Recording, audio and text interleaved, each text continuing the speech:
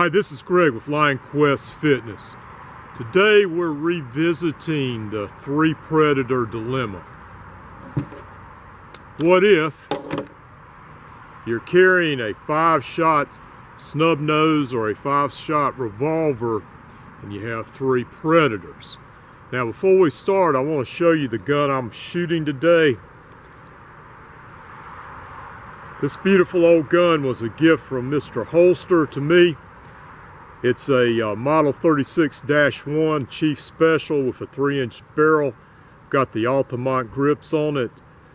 It was made about 1982, and it's a very dependable and good gun. I appreciate having this gun.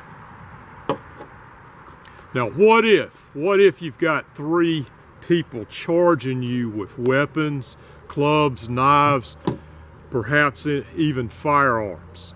All right, what do you do? Well, first off, you're going to get blindsided. They're not going to come straight on. That's why I practice from the side, and the first thing I do is I turn my head so I can see what's going on. Now, the second thing is I draw my weapon. Now, once again, this gives me time. You know, that may be the thing that stops the attack if they see a weapon. All right. Now, I put a lot of thought into this over the last few years, you know, and how do you balance it out? How do you you fight against three people and you only have those 5 rounds, those 5 soldiers to extricate you out of the situation? Well, obviously, your point man, your leader, that's the one that you need to neutralize. You know, 2 shots. All right. Now, that may stop the attack. All right. Now, you're looking to see what's coming. You pull your weapon. Just the pulling the weapon may stop the attack. All right. The 2 shots, that might cause the other 2 to get out of dodge. You know, predators want easy victims. They don't want victims who are going to fight back. All right. So, 1 shot to each of the flankers if they're still coming. Retreat with 1 shot left to cover, where you can get behind something, you can get further away where you can reload.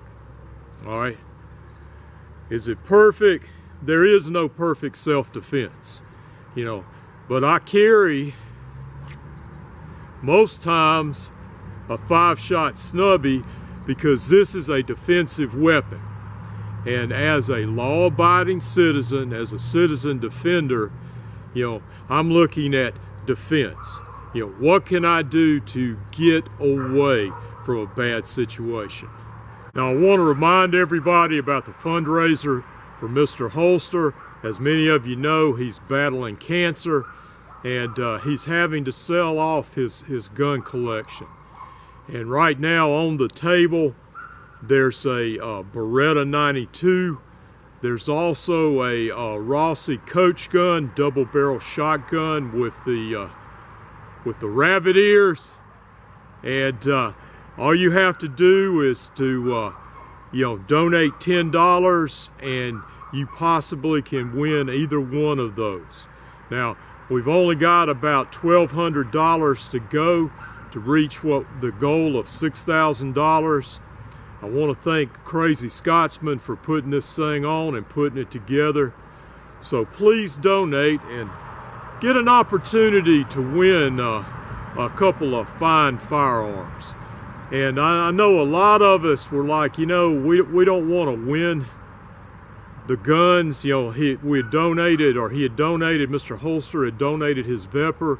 And a lot of us were like, well, you know, I don't really feel good about, you know, giving money and then maybe winning something like this. But I want you to think about this. Mr. Holster would want his friends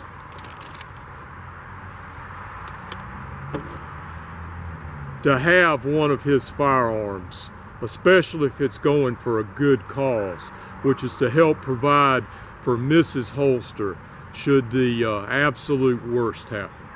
So this is Greg with Lionquestfitness reminding you, Always be prepared for the unexpected.